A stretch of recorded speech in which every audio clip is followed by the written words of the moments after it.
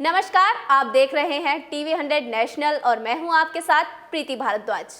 आज हम बात कर रहे हैं एक ऐसे विषय के बारे में जिसका ताल्लुकात हम में से लगभग सभी के साथ है। जी हाँ, ये तो सच है कि इंसान को रोजी रोटी के लिए कमाई की ज़रूरत होती है, तभी तो इंसान कमाई करने के अलग अलग तरीके तलाशता है और सोचता है कैसे कम कमाई में बेहतर निवेश कर सके या यूं कह लीजिए कि बचत कर सके। आपकी बचत कराने का एक और तरीका हम लेकर आए हैं। आज हम बात कर रहे हैं पीपीएफ अकाउंट के बारे में। पैसा हम सभी की जरूरत है, तभी तो हमारे घरों में से पेट पालने के लिए कोई ना कोई नौकरी करता है। नौकरी सरकारी हो या प्राइवेट, हर जगह के अपने कुछ नियम कायदे कानून भी होते हैं। पर सच ये भी है कि आज के दौर में सरकारी नौकरी पाना अब आसान नहीं रहा है। भले ही आप कितनी पढ़ाई क्यों न कर लो, आपको टक्कर या यूं कह लीजिए आपको कंपटीशन देने के लिए हर जगह लोग अवेलेबल हैं। तभी तो लोग मजबूरी में प्राइवेट नौकरी करते हैं। नौकरी करने वालों में से अधिकतर लोगों का पीपीएफ अकाउंट कंपनी की तरफ से खुलवाया जाता है। इसका एक कारण ये भी है कि पीपीएफ अकाउंट पर आपको बैंक फिक्स डिपॉजिट से अच्छा ब्याज देता है। पीपीएफ अकाउंट की फिक्र करने की कोई जरूरत नहीं होती। ये भले ही आपको शेयर बाजार की तरह आसमान में नहीं लेकर जाता, लेकिन सच तो ये है कि ये आपको पाताल में भी नहीं पटकता। हकीकत ये है कि पीपीएफ अकाउंट में पैसा सबसे ज्यादा सुरक्षित रहता है। इसका अकाउंट आप किसी भी उम्र में खुलवा सकते हैं। खास बात ये है कि पीपीएफ अकाउंट में आप जब चाहे पैसा जमा करवा सकते हैं। कोई रोक टोक नहीं है और पीपीएफ से टैक्स भी बचता है। पीपीएफ की तमाम अच्छी बातें हैं और कुछ नियम और शर्तें भी हैं जिनको जानना आपके लिए बेहद जरूरी है। आइए सबसे पहले जानते हैं कि क्या है पीपीएफ स्कीम और जान लेते हैं कि क्यों आपके लिए जरूरी है इसका अकाउंट खुलवाना। अगर आप पीपीएफ अकाउंट के बारे में डिटेल से जान जाएंगे तो लाखों रुपए का फायदा आपको हो जाएगा। पीपीएफ स्कीम की सबसे बड़ी बात या यूं कह लीजिए इसकी खूबी ये है कि ये बेहद ही सुरक्षित है। ये बिल्कुल टेंशन फ्री अकाउंट है।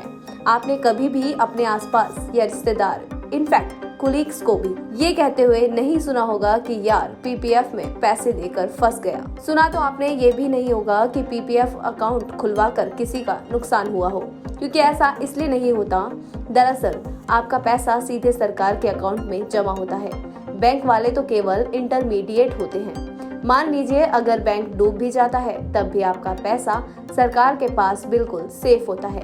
इसी तरह से पीपीएफ के इंटरेस्ट को लेकर भी चिंता की कोई बात नहीं है, क्योंकि ये कभी भी मार्केट रेट से कम नहीं होता है। ये बैंक फिक्स डिपॉजिट से भी ज्यादा होता है। अकाउंट की खासियत जान लेते हैं कि क्यों हम इस अकाउंट को खुलवाएं और क्या ये हमें फायदे दे सकता है। बेहद सुरक्षित। जी हाँ, पीपीएफ अकाउंट बेहद सुरक्षित अकाउंट है। यहाँ आपको कभी भी नुकसान झेलने को नहीं मिलेगा। अधिक ब्याज। इसकी दूसरी बड़ी खासियत में से एक है कि पीपीएफ अकाउंट से आपको ब्याज भी बहुत ज्यादा मिलने वाला है। हर हाल में मुनाफा केवल आपका ही होना है। इन्वेस्टमेंट की आजादी। किसी इंश्योरेंस की तरह इसमें ये कोई फिक्स नहीं है कि आपको इसमें तय किए गए पैसे हर महीने देने ही होंगे, बल्कि आपको तो यहाँ बहुत ही आसानी से ज्यादा ब्याज के साथ मुनाफा मिल रहा है और कोई पाबंदी भी नहीं है। भारत सरकार द्वारा चलाई गई योजनाओं में से एक है पीपीएफ स्कीम। इस स्कीम को खुद सरकार चलाती है और ब्याज भी देती है, लेकिन इसका संचालन खाता पोस्ट ऑफिस या बैंकों के माध्यम से होता है। मतलब यह है कि आप बैंक या पोस्ट ऑफिस में इसका अकाउंट खोल सकते हैं। अच्छी बात यह है कि भारत सरकार ने पीपीएफ को हर तरह के टैक्स से आजाद रखा है ताकि ज्यादा से ज्यादा लोग इस योजना को अपना पाएं।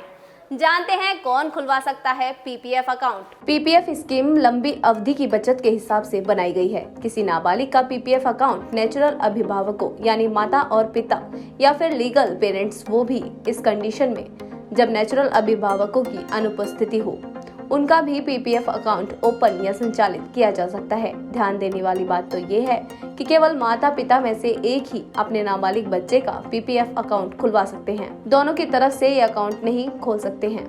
पीपीएफ अकाउंट के साथ सबसे अच्छी बात यह है कि इसे देश का कोई भी नागरिक खुलवा सकता है। बच्चा हो या बूढ़ा, महिला हो या पुरुष, सर्विसमैन हो या बिजनेसमैन हो, किसान हो या कोई भी हो, पीपीएफ अकाउंट हर कोई खुलवा सकता है। केवल एक अकाउंट।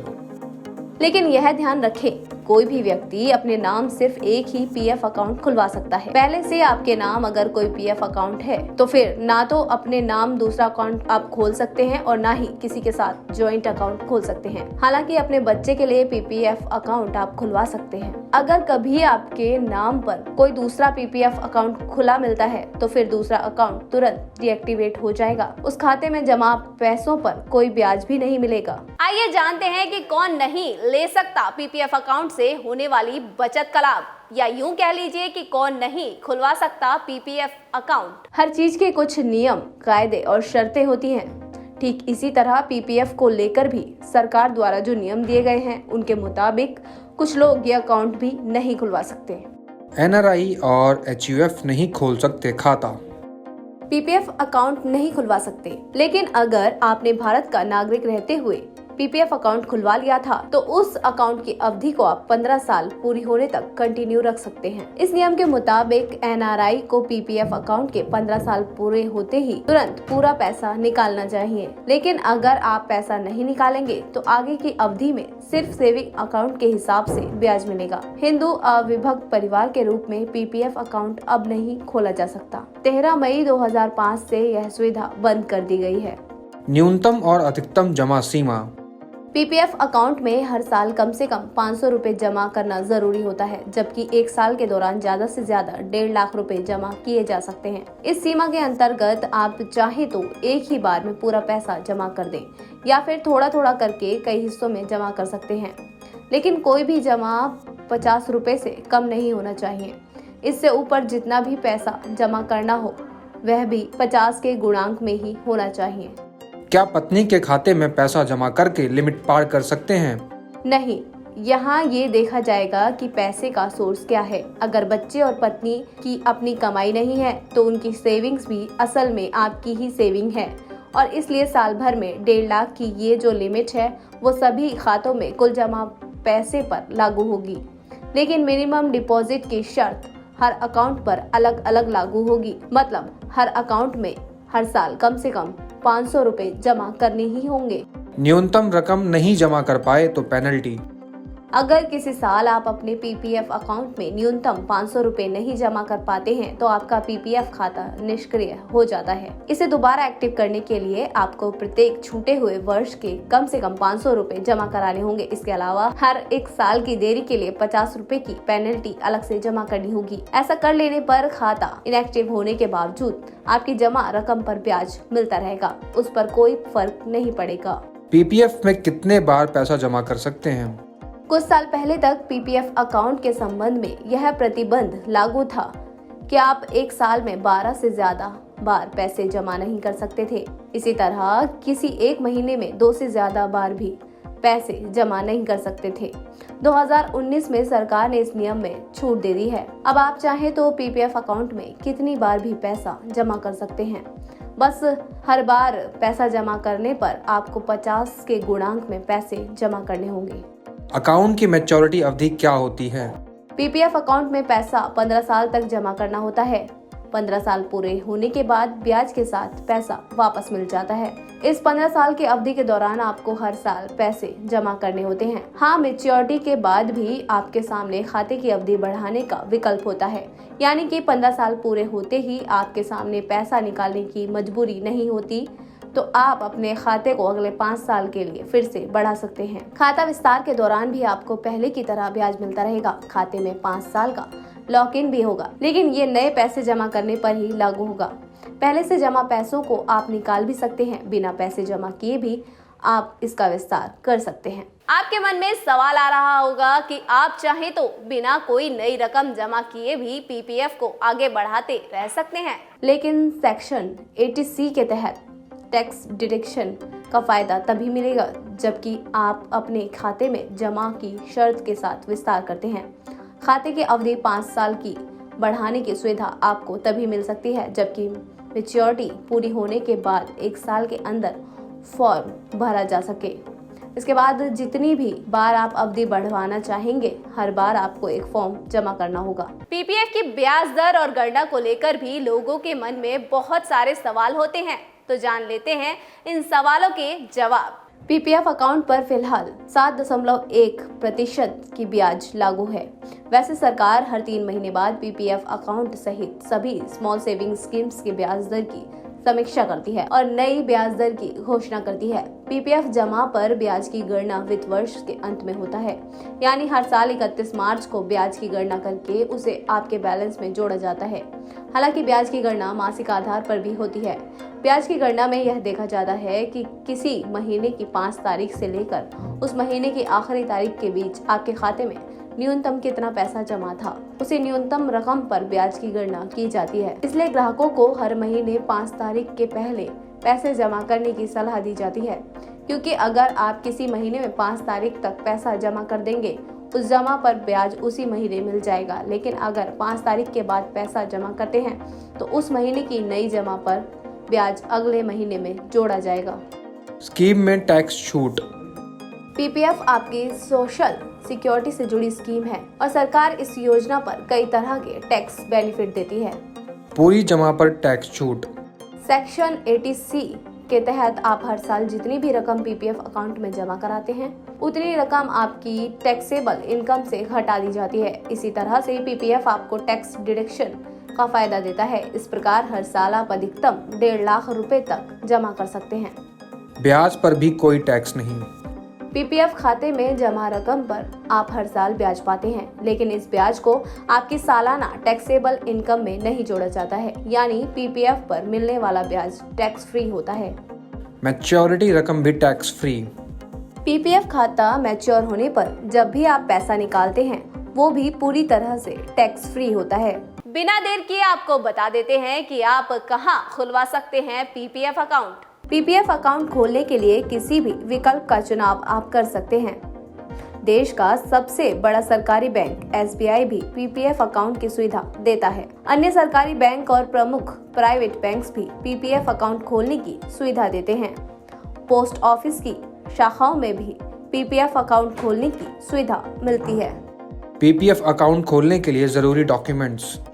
पीपीएफ खाता खोलने के लिए आपको एक फॉर्म भरना होगा, जिसमें आपकी पासपोर्ट साइज फोटो लगेगी। आईडी प्रूफ कोई भी हो सकता है, जैसे कि PAN card, voter ID card, Aadhaar. Address proof कोई भी निवास प्रमाण पत्र हो सकता है, passport, electricity bill, ration card, bank account वगैरह। पीपीएफ खाता खोलने की सुविधा देने वाले bank: Axis Bank, State Bank of India, IDBI Bank, ICICI Bank, Bank of Baroda, Punjab National Bank. PPF पर लोन की सुविधा। आप अपने पीपीएफ में जमा धनराशि के आधार पर बैंक या वित्तीय संस्थान से लोन ले सकते हैं। यह आपको पीपीएफ पर मिल रहे ब्याज से सिर्फ 1% ज्यादा होगा। इस अकाउंट से लोन लेने के कई फायदे हैं। पीपीएफ अकाउंट से लिए गए लोन की ब्याज दर काफी कम होती है। आपको बस पीपीएफ की ब्याज दर से 1% ज्यादा ब्याज चुकाना होगा। पीपीएफ अकाउंट खुलवाने के बाद तीसरे साल में आप लोन लेने की सुविधा शुरू कर सकते हैं। पीपीएफ अकाउंट से लोन लेने के लिए आपको कुछ गिरवी नहीं रखना पड़ता। पीपीएफ से लोन सस्ता पड़ता है, लेकिन लोन की रकम बहुत कम होती है। आपके पीपीएफ अकाउंट में पिछले वित्तीय वर्ष में जो लास्ट बैलेंस रहा होगा, उसका 25% ही लोन के रूप में आप ले सकते हैं। मृत्यु होने पर अगर अकाउंट होल्डर की मौत हो जाती है तो उसका नॉमिनी या कानूनी वारिस अकाउंट बंद कराने के लिए अप्लाई कर सकता है। ऐसी स्थिति में किसी भी तरीके का पेनल्टी उसे अदा नहीं करना होगा और उसका पूरा पैसा पूरे ब्याज के साथ बिना किसी कटौती के उसे मिल जाएगा। गंभीर बीमारी होने पर पीपीएफ अकाउंट होल्डर या उसका कोई करीबी बीमार हो जाता है, तब भी आप इसके पैसे निकालकर इसका इस्तेमाल कर सकते हैं। उच्च शिक्षा के लिए अकाउंट होल्डर को स्वयं की अपने बच्चों की उच्च शिक्षा के लिए प्रीमेच्योर अकाउंट बंद कराने की सहूलियत मिल सकती है। अगर हायर एजुकेशन को कारण बनाया जा रहा है तो उसके लिए देश या विदेश में स्थित संस्था में एडमिशन का प्रमाण पत्र भी आपको दिखाना होगा। फीस का बिल भी आपको दिखाना होगा। पीपीएफ के अलावा भी नौकरी पेशा लोगों के लिए टैक्स बचाने के कई तरीके हैं, लेकिन कोई भी तरीका चुनने से पहले अच्छी तरह सोच समझ लें। आप पीपीएफ के बराबर ही ब्याज देने वाली भारत सरकार की एक और योजना एनएससी में भी निवेश कर सकते हैं। इसमें पैसा सिर्फ 5 साल के लिए लॉक रहता है उम्मीद करती हूँ आपको पीपीएफ अकाउंट से जुड़े आपके तमाम सवालों का जवाब मैं दे पाई होंगी और हर जानकारी आप तक पहुँच गई होगी। ऐसी ही तमाम खबरें जानकारी देखने के लिए देखते रहिए टीवी 100 नेशनल।